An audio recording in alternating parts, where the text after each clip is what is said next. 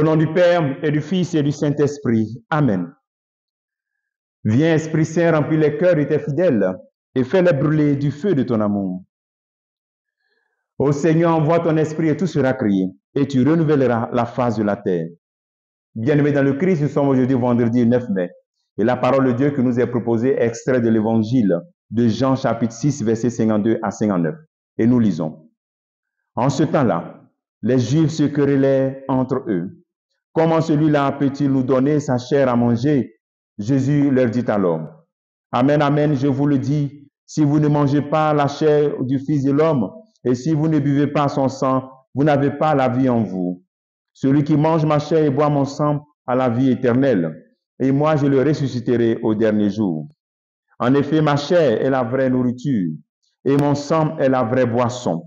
Celui qui mange ma chair et boit mon sang demeure en moi, et moi je demeure en lui. De même que le Père qui est vivant m'a envoyé, et que moi je vis par le Père. De même, celui qui me mange, lui aussi vivra par moi.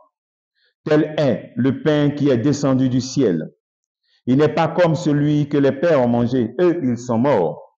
Celui qui mange ce pain vivra éternellement. Voilà ce que Jésus a dit alors qu'il enseignait à la synagogue de Capharnaüm. Acclamons la parole de Dieu, louange à toi, Seigneur Jésus. Le Christ continue ce discours sur le pain de vie, et voici ce qu'il dit dans ces synagogues. Tu entends pain, pain, manger, manger, vie éternelle. Ça doit créer quelque chose en toi.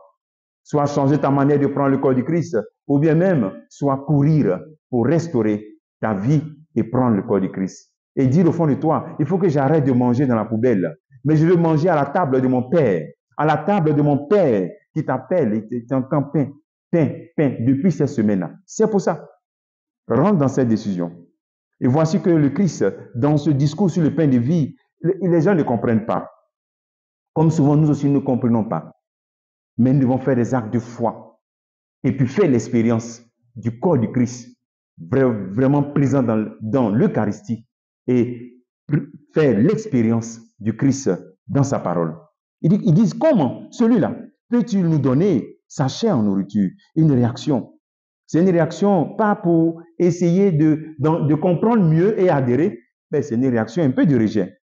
Mais Jésus continue. Malgré ce sentiment de rejet, il continue de donner l'intégralité de son message et même l'intégrité de ce message. Il partage cela.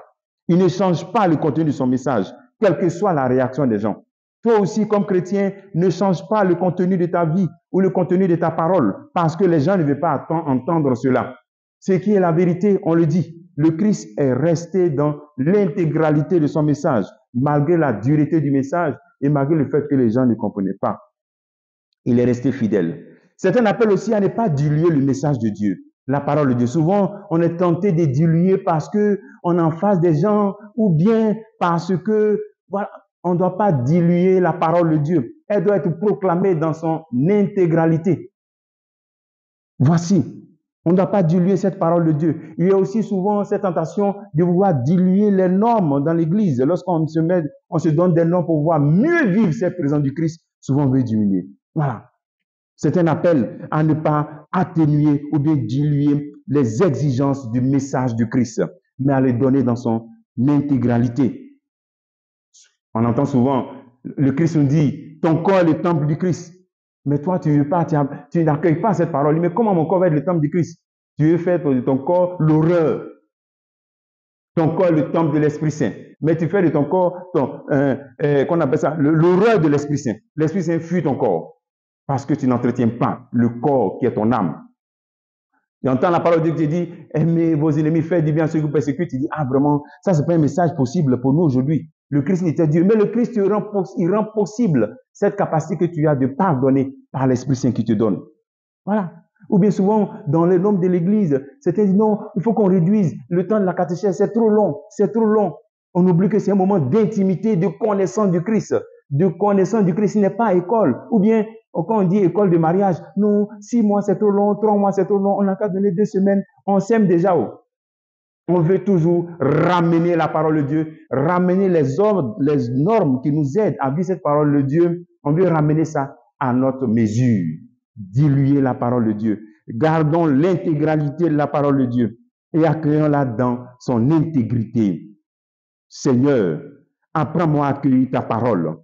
Et le Seigneur nous dit, pour vivre vraiment, il faut demeurer en lui. Celui qui mange ma chair et boit mon sang, celui-là demeure en moi.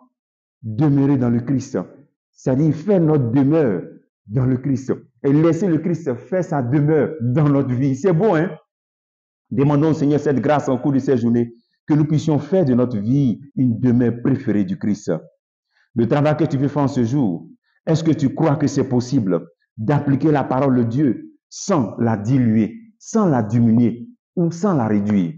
Que le Seigneur te bénisse au nom du Père et du Fils et du Saint-Esprit. Amen.